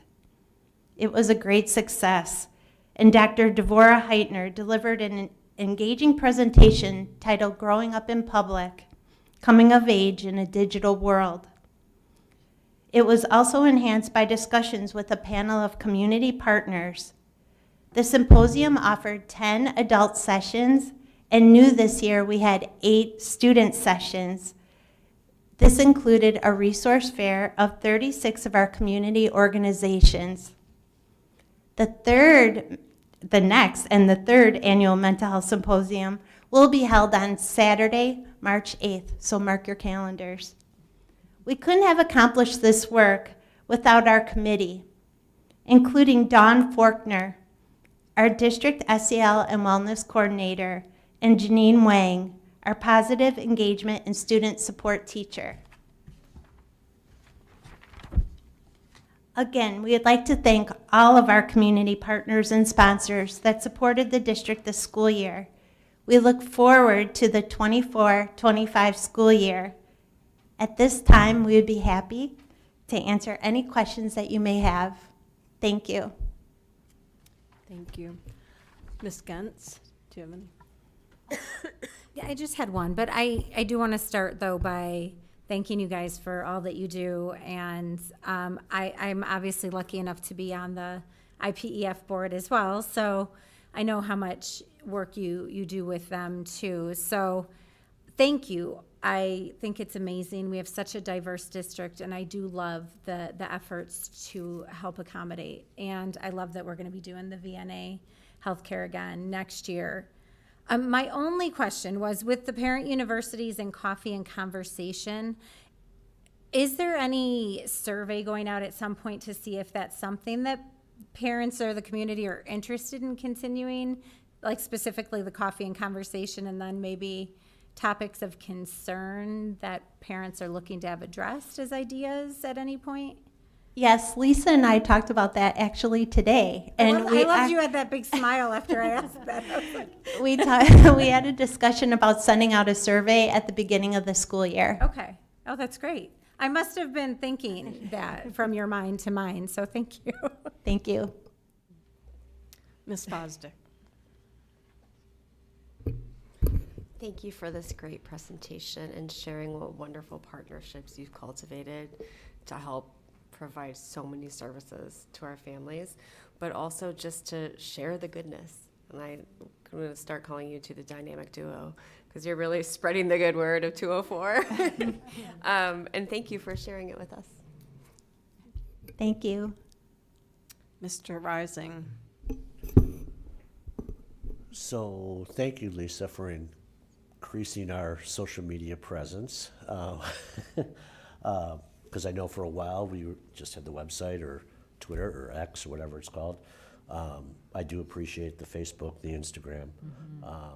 You know, I'm on Twitter and X less and less and less each day. So, you know, I appreciate the extra information and places to find it. You know, I'll just dovetail off of a comment that Board Member Gentz made, is that I want to focus your resources, or I'd like to focus the communication resources where they're most valued, or where we're getting the most bang for our buck. Because I know you have a lean team, and as much as I love the parent universities, I'm sitting there looking at the views, and it's sad to me that there are anywhere between 200 and 500 views for some amazing presentations that we've done for our community that I thought 3 years ago, 4 years ago was just going to be explosive, you know. And, you know, I think it's something you probably need to look at it. We need to see, okay, is this worth continuing? While it's a wonderful resource for our community, maybe a better, you know, strategy is to focus on increasing volunteerism, because I hear from PTAs again and again how they need to increase volunteerism, and I have a feeling if that increases, then everything else increases around that. So I look forward to seeing the results you get from the survey, the direction you go next year, and continuing to engage our community and get them information, which I think you do a wonderful job at, and as best can be expected, given I think people are, we'd like to say people are more connected, but it seems like they are more disconnected than ever as well. So there was really no question there. Thank you. Thank you. Ms. Jane.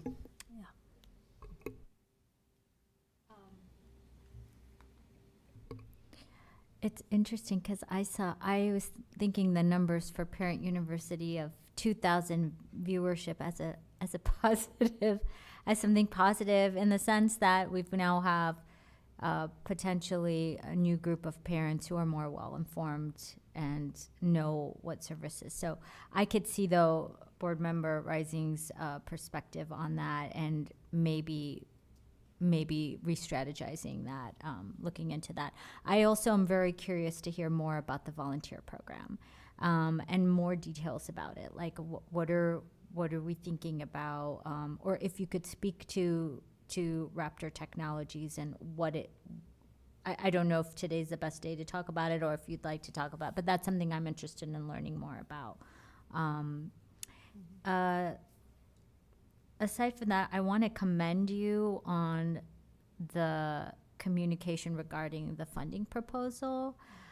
I see it, I personally see it everywhere, but everybody who I'm talking to has seen it. And that is not always the case. So, really excellent job with that. And also with the website and making it more accessible to different languages, and the weekly newsletters and the communication, and then the social media expansion. All of that is, I think, helping our community partnership. It goes hand in hand. I think the graph on the sentiments is also very interesting. I do really appreciate that visual. I think it's for such a short amount of time to see the ups and downs, but specifically the reasons behind that was fascinating. So thank you for everything that both of you are doing. The dynamic duo, I agree with that. Thank you. Yeah, we should get them shirts. Mr. Karubis.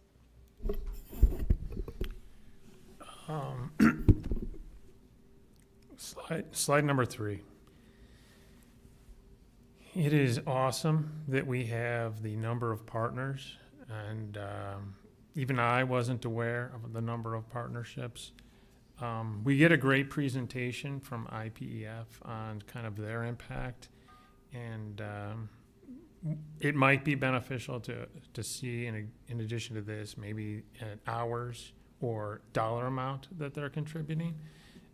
People can see that we're not just relying on taxpayer money, and we're not just relying on local and state funds, but the community, our businesses are also stepping up.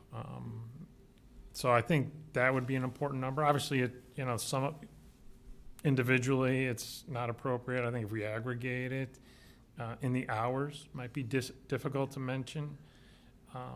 Maybe that's part of the Raptor program where we can see people come in and out. But I think that's an opportunity to show not just the people that are making an impact, but also how are they making an impact. And maybe that could also be a point that you mentioned later on some of the programs, but how are some of these other sponsors helping? And maybe a slide or communication on how others can be involved. So this is what we're doing. These are who we partnered with, and if you want to help, this is who to call. I'll invite Jeannie to add on to this if she'd like. Many of these sponsors, as I said, Jeannie's done a fabulous job cultivating these relationships and works with everyone from school supplies to large dollar amount sponsorships. So many of these, may have contributed school supplies or coupons for a reading program. I mean, it runs the gamut from small coupons in schools all the way up to, $5,000, $10,000 sponsorships. So we do appreciate all of our community partners. And Jeannie, I don't know if you wanted to add on to that at all, but to your point, we do have a wide variety of sponsors that we work with. And Jeannie and I have talked about strategizing a way that we can kind of put all those opportunities into sort of one communication to work with our partners and sponsors during the summer to make them aware of the opportunities throughout the year that would help benefit them more, and then also give us those opportunities to spread those sponsorships out. Right, and a lot of the sponsors that are listed here were part of the Mental Health Symposium, which was a great support. Definitely. And I think even if showing the spectrum, some of this were just gift cards, some of these were just coupons, so that other businesses, other community members say, well, I don't need to make a $1,000 grant. I could just make a small grant and still make a difference. So when other people see kind of the menu of what other people are doing, people might want to jump in on that as well. The next slide 4. And we talked about this a little bit with the number of views. This one talks about the number of mentions. But there might be a different way to measure this as well, to say kind of how emotional or impactful it was. Because the secure buildings might not have as many mentions, but that might be a very emotional or impactful. So the target audience isn't a large volume, but the people that were involved in that, the buildings that were impacted were greatly impacted by it. And so the number wasn't as large because, the solar eclipse impacted the whole community. And I think that speaks as well to the parent universities. And so that the people that volunteer for that, they're seeking that information, and it's very personal and important to them. So that might be another metrics we want to track going forward. So it's not just the volume, it's the quantity or quality. And honestly, looking at this, I can't think of any other ways that you can communicate. You guys are doing a great job on getting it out there, so thank you. That's it. Thank you. Ms. Thank you. Dunning. Oh, did you? I just said thank you. Oh. You guys are stellar from a communicative standpoint, so, really from things that occur immediately after meetings to those imperatives in each individual school and different recognitions. So thank you for your strategic and tactical efforts. Slide 8 struck me really so much, just sharing. I love the fact that in such an imperative way, not only slide 8, but you spoke about, as we did some of the mental health initiatives and some of those partners, but beginning to partner with other districts. I think that's just so vital for us to reach out and form those collaborative type of initiatives in order to really help all students, because of course we're really embedded and so entrenched in wanting to be sure our students get what they need, but we know that it's a community. So thanks for doing those partnerships, because it's so important. And then just really basic, slide 6 and slide 7 for me, as we look and talk to the community about the proposal on the table. I'm so surprised that Board Member Karubas didn't make a mention almost on the video in slide 7. Ever since we've been here, we've been talking just the critical nature of facilities and how important it is for us to be able to invest. And sometimes a picture, they say, is worth 1,000 words. So that graphic, the video, just showcasing, we have wonderful buildings, wonderful schools, but we're an aging district. And so sometimes it's really, really important to truly see what that means. And we're sharing it, and we talk about, we've been talking 6 years I've been on the board, and 7, my goodness, I keep saying 6, 7, but you see those pictures, and it's critical for us to begin to really address some of the needs that our wonderful buildings have, and ensuring that our students are having an opportunity to learn in an environment that where they can be so engaged and that we're providing all those opportunities for them in a safe and secure environment, as we're talking to the community about. So thank you for that. For me, I know it's really basic, but thank you for doing that. So I'm going to echo the sentiment. Thank you for all your work. You have busy jobs prior to this whole referendum funding proposal discussion and mental health event that took place on top of what you normally were doing in previous years. So it's been really striking to see the amount of effort and activities that you're involved with as far as communicating. I think the last time Susan and I ran for election, and Sapna and Allison too, communications was like a constant topic, and it's like I think we have addressed that and really gone at the community and been very deliberate and active in communicating. And in fact, you know, it's been a little disappointing sometimes, like the coffee and conversation. We haven't had the turnout that we wanted, but maybe in some ways that means something good. Like nobody is unhappy, because generally people don't come out for happiness reasons, like, hey, I'm so happy. Maybe seeing the type of, or the size of crowd or not crowd at those events means, you know, we're doing the right things to help our community. So, but I do think it is a good idea to survey and see what new interesting things we could get into. And you guys are very creative and always are coming up with new ideas. So thank you very much for all of your work. And I also think that sentiment graph was very interesting and something I hadn't seen before. So thank you. So thank you for everything. Thank you. Thank you.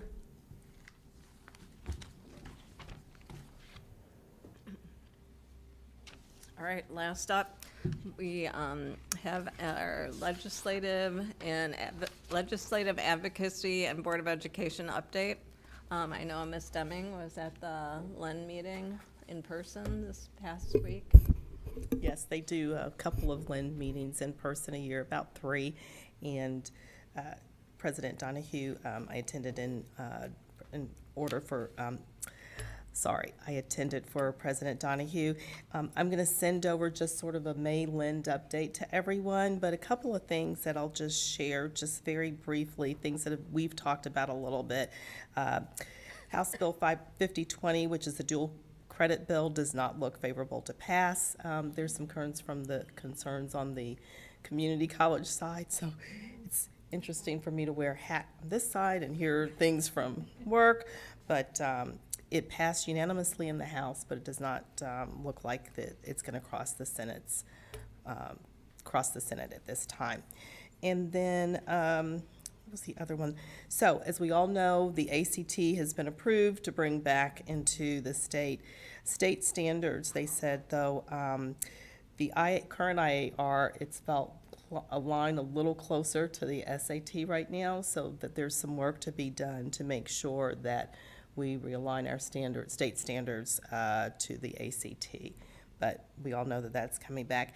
And I thought this was really great. They're going to look to do a LEND orientation every other year for board members. And I think that's fantastic, because for so long I didn't know what LEND was. You know, we attend breakfast, but I didn't necessarily know. So they're going to make sure that new board members coming in understand what LEND is, but as well any others can attend. So just wanted to share that.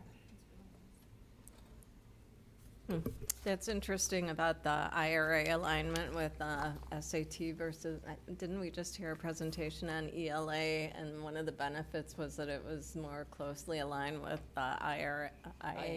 Yeah, and I'm like, interesting. Okay.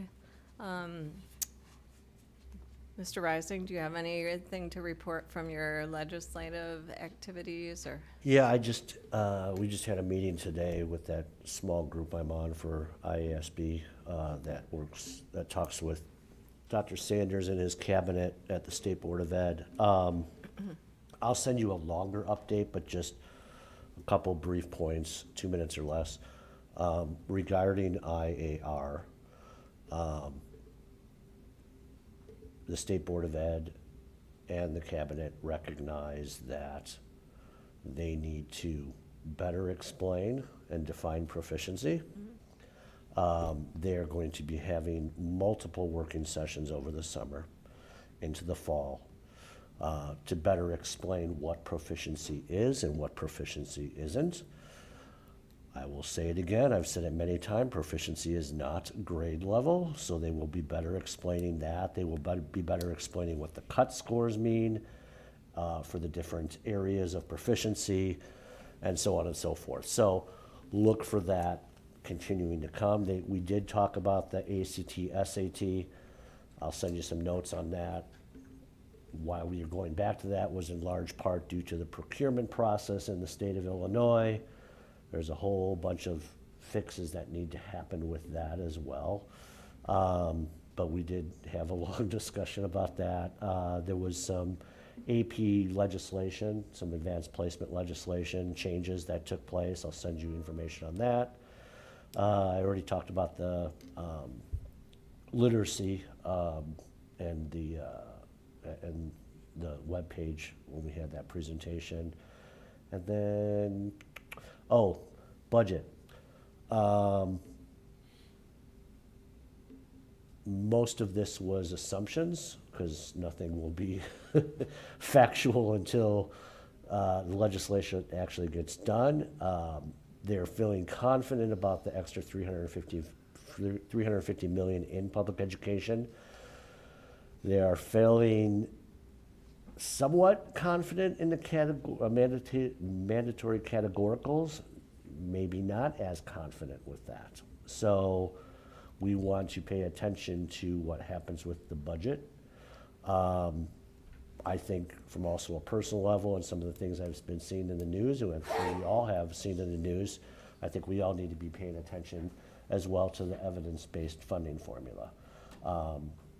Because frankly, there may be a point where we have to talk to legislators ourselves outside of our legislative bodies that we work with in LUDA and LEND, because we are in a different, unique position than many of our other districts. So that's all. I'll send you some updates. You're referencing the Chicago lobbying for. I was just talking in general about the evidence-based funding formula. I mean, some districts don't really have a lot of impact by something like that, but we will. I think Or when a school district sends 600 people to lobby on behalf of their particular district, that is very influential to legislators. I think it's something to be concerned about and pay attention to. Yeah, I think that we do have attention from the district looking at discussions and where we can insert ourselves to be noisy about not wanting to see changes made that could possibly have a significant impact to us. So, yeah. So any other comments or reports? This is a very busy week for us. You know, we're going to have 4 graduations. We've been to a lot of senior events in the last few weeks. We've been doing referendum talks. We will have the superintendent evaluation. We will be having our board retreat. So we'll be seeing a lot of each other and you know, get sleep. So thank you. I do need a motion to close the meeting. Motion to adjourn? All those in favor? Yes.